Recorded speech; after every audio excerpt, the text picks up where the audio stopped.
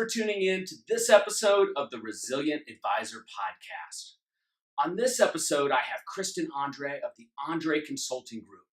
Now, Kristin is a business strategist, author, and speaker who specializes in financial advisors and female business owners. And what's unique about this particular episode is we're actually not only recording a podcast, but we're doing our first video production on the Resilient Advisor Podcast. So I appreciate you coming in to do it. No problem. Glad to be here. All right. So Kristin has a specialty in working with financial advisors who are looking for ways to grow their business. She put a white paper out talking about 10 different things that advisors could do to grow their practice. And we're going to talk about some of those ideas here today. Perfect. Well, I tell you, my favorite one from your list is niches. Talk about niches and financial advisors. Huge. I've found that most advisors don't have a niche. They tend to see everybody, want to help everybody, and they'll take anybody that comes their way or that they get their hands on.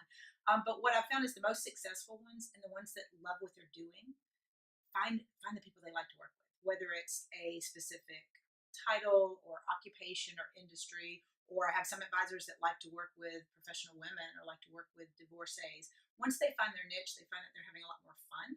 And they're also able to get introduction referrals a lot easier because they know where their space is.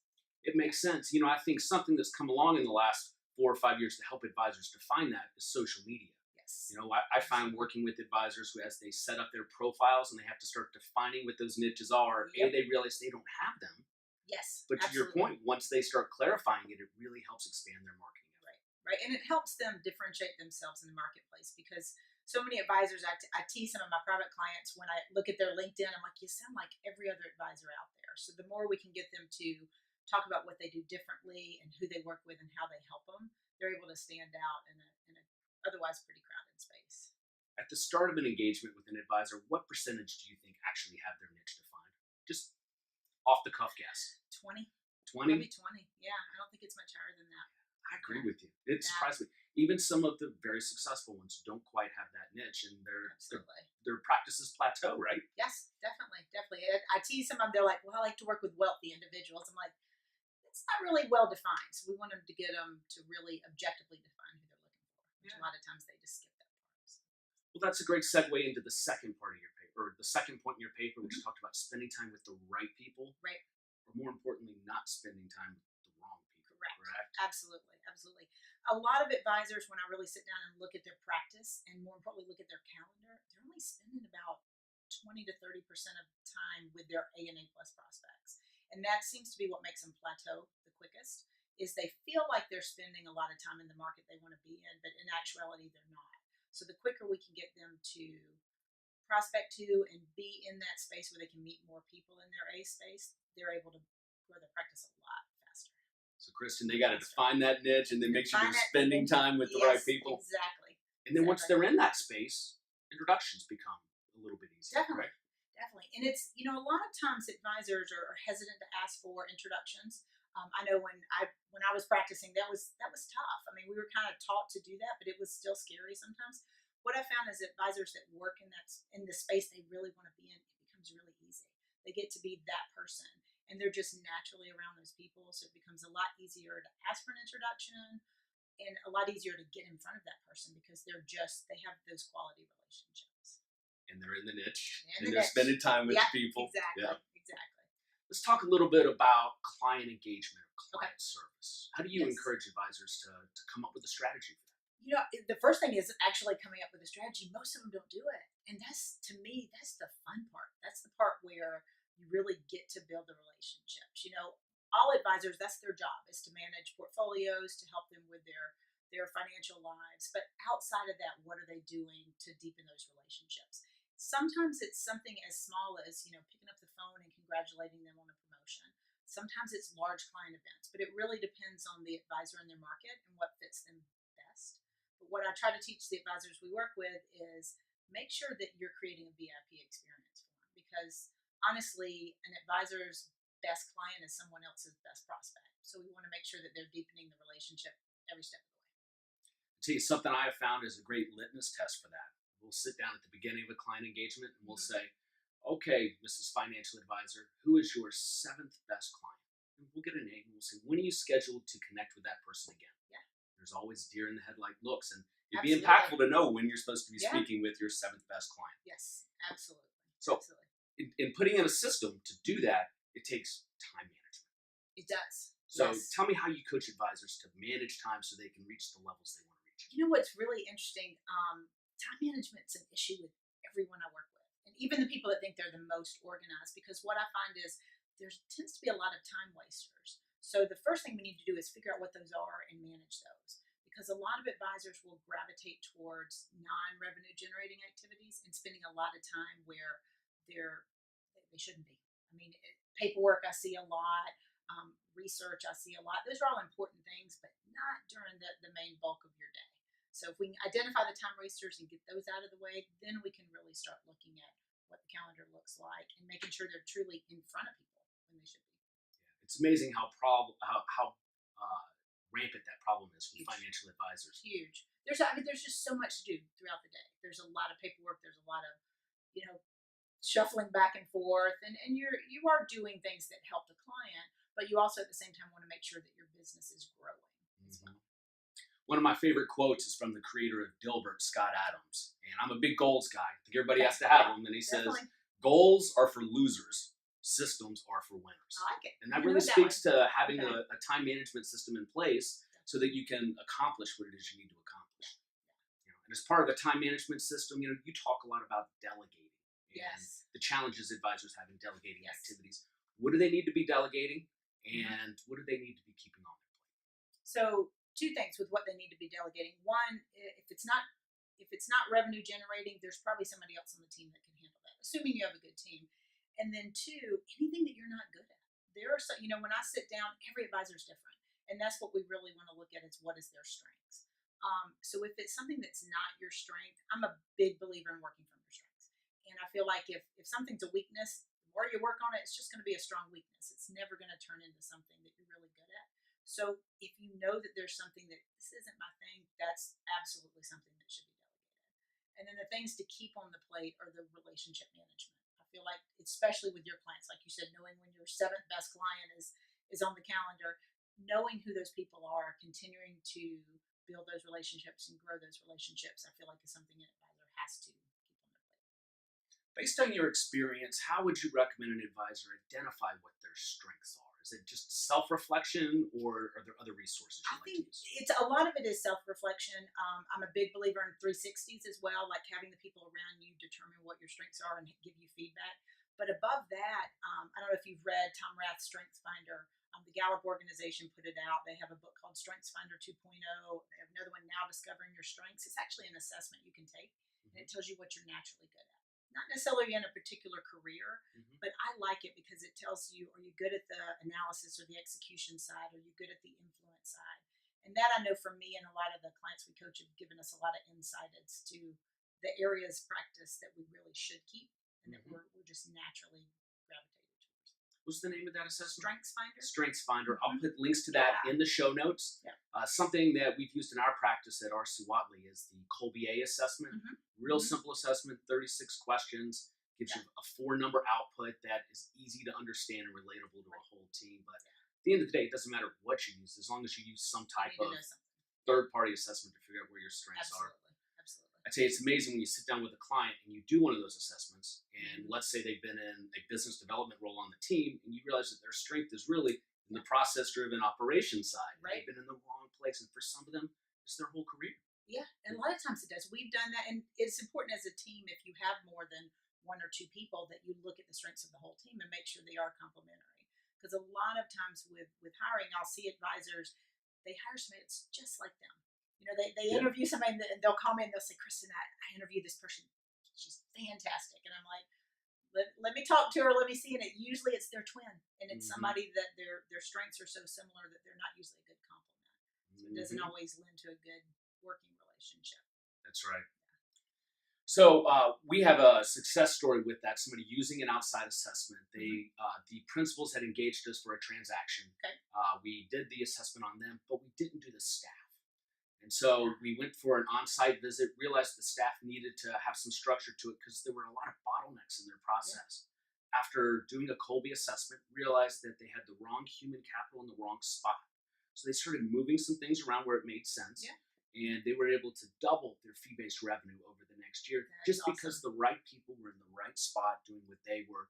That was the best use of their time and awesome. skills. Yeah, yeah, and you see that a lot. It's just it is the assessment, that outside objective look at how things are going to really be able to make the changes that you need to make. So Yeah. that's great. That's awesome.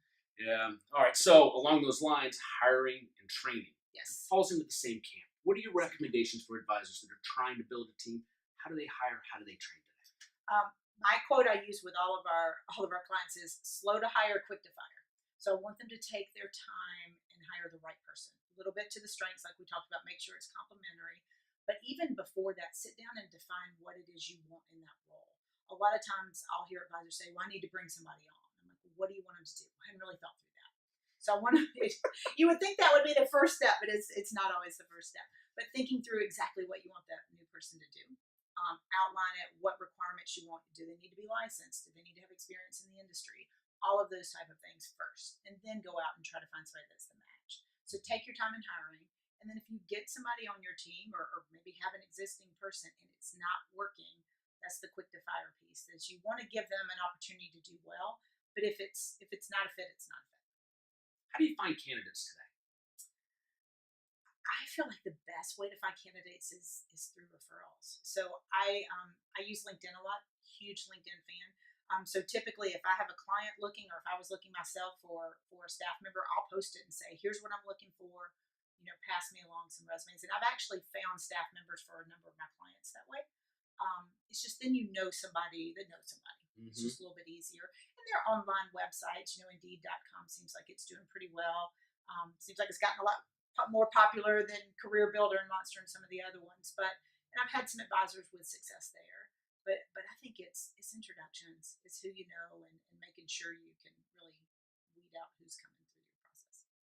I know you're a LinkedIn expert. You're really good at helping financial advisors leverage that platform. Yeah. But looking for candidates is a completely different game. Mm-hmm. Are you suggesting that they go to their feed and post, "Hey, I'm looking for this type of candidate," Yep. or do they reach out to folks individually and say, "Hey, do you have both?" Yeah. So I typically I always post to the feed first. Sometimes you'll get great resumes, sometimes you won't. But if I know people are good connectors, that's who I go to. I'm a big connector. Like, I love to find somebody here that fits with this person, and just make that introduction. And I think if most people sit back and look at their network, they know who those people are. Mm-hmm. So those people I may go to directly. And as much as I love social media, I'm kind of old school when it comes to the telephone. So with those guys, I'm going to look them up, see who they know, and I'm going to pick up the phone and say, you know what, here's what I'm looking for. I know you know everybody. You know what I like. You know who I am. Keep me in mind, and that's good. I had a advisor in New York, and he did the same thing, and he was looking for someone, and he was kind of asking around about a particular candidate that he was looking at. And one of his connectors that knew him really well called him and said, "Hey, I know this is who you're looking at. He's not going to be a fit culture-wise with your office." And so while you can get good feedback, you can also avoid some stumbling blocks by your connectors and your people that you're really close with telling you this may not be the right person. So it goes both ways. Yeah, that's a great story, and that's the power of LinkedIn. It amazes me how many times I'll sit down with a new client that's a solopreneur, Mm-hmm. or a team, and they're not leveraging the LinkedIn platform. Not at all. I know it's a little bit off topic, but I know you and I both get excited about this. What is holding some financial advisors back from leveraging LinkedIn? What don't they see? How do you articulate? Yeah, I think they're scared.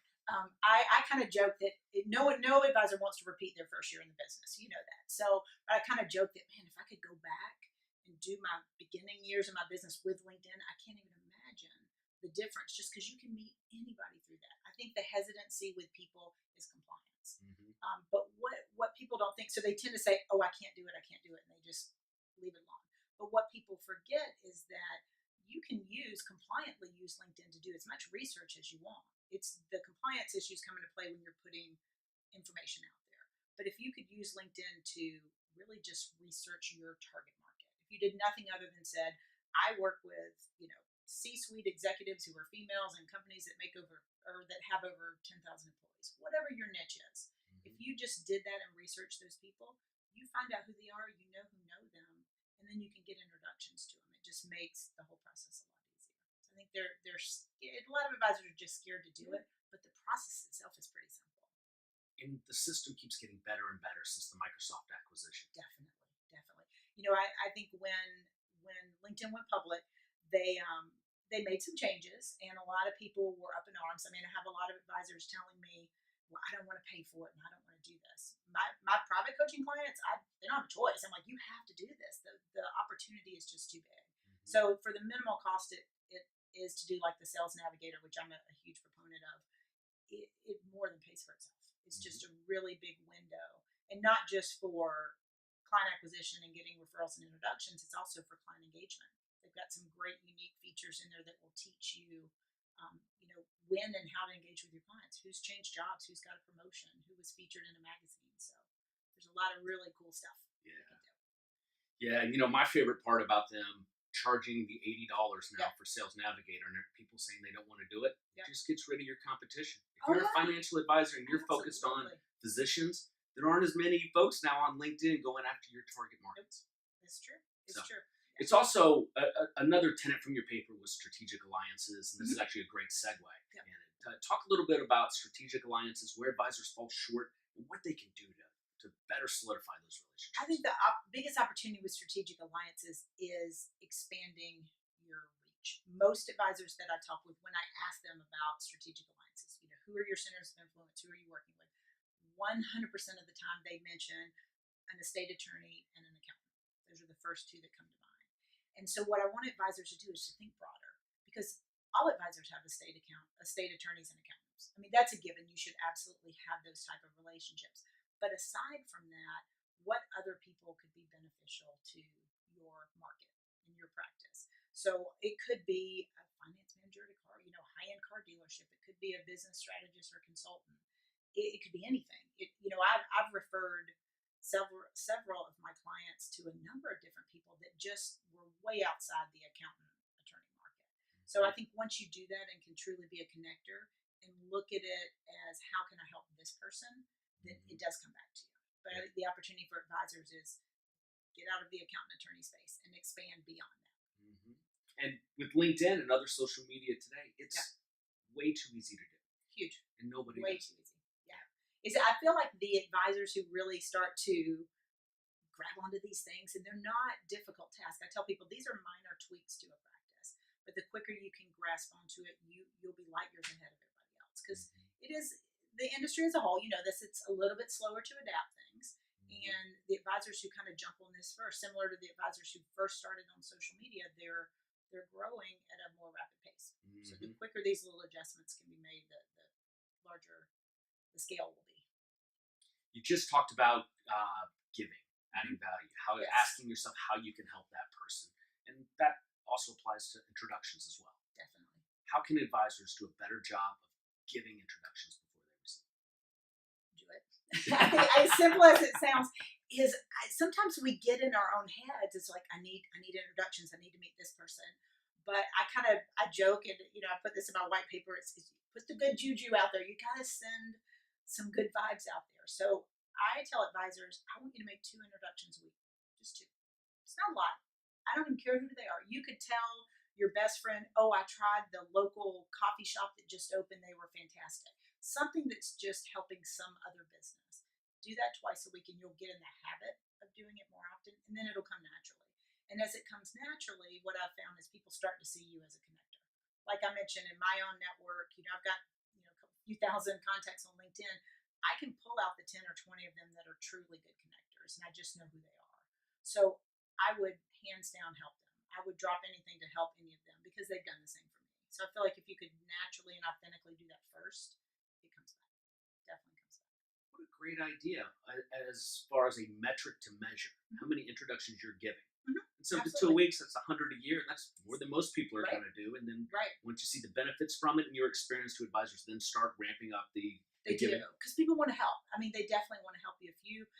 I tell people, when you meet somebody, a networking event, a number of my advisors will go to different networking groups or organizations, and I'm like, your goal is to meet 3 or 4 people that you like and have a good conversation with. But then your second goal is to help them before they help you.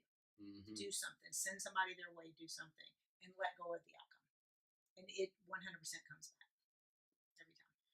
The last point you make in your paper is the idea that advisors spend time working on their business versus in their business. Mhm. Talk to us about that. It's the days are busy. You know that there's only so many hours in the day, and as an advisor, there's a lot to do. So frequently, I see advisors they're so just tunnel vision into what they're doing each day that they're not taking a step back to really look at their practice and figure out what tweaks do I need to make and where can I make some little adjustments that would be scalable. And that's the opportunity we all have. A lot of advisors they do their annual planning at the end of the year and they get this great plan and they map it all out and say, here's my goals, and it sits in the drawer. So it's really having some regular times that you're looking at your practice. But aside from that, advisors are great at coming up with goals, but where I see the gap is they forget to come up with the strategies to hit the goals. So it's really taking time to look at not just here's my goal, but how am I going to hit it? What exactly am I going to do to get there? So, Kristin, you have a new program coming out this fall. Yes. Tell us a little bit about it. I'm so excited about it. It's called 8 Weeks to Elevate Your Practice. As I mentioned in my private coaching, I see a lot of the same stumbling blocks, and it's a lot of the reasons that we covered. But it's impossible for everyone to either take the time or spend the money to have a person like you or I to help them grow their practice. So I developed 8 Weeks to Elevate Your Practice. It's an 8-week online course, and it walks through each of the stumbling blocks that we've talked about today. So it really gives you those strategies. I mentioned that we know what we need to do to scale the practice, but this course walks you through exactly what to do. So it's an online course that has a downloadable action plan so you can work through it, and it makes sure that you actually implement the stuff that we're talking about. So it gives you the exact how-to, and then it kind of holds you accountable to help you do it. How can listeners find out more information about that? They can find the best place would be to go to the website. My website is andreegroup.com, ANDREE, have an extra E in there, andreegroup.com. And then we have an online resources section. You can go there. It's right there and click on the link and it'll give you a little summary and what it's all about and check it out. I'll have links to that in the show notes. How can people contact you?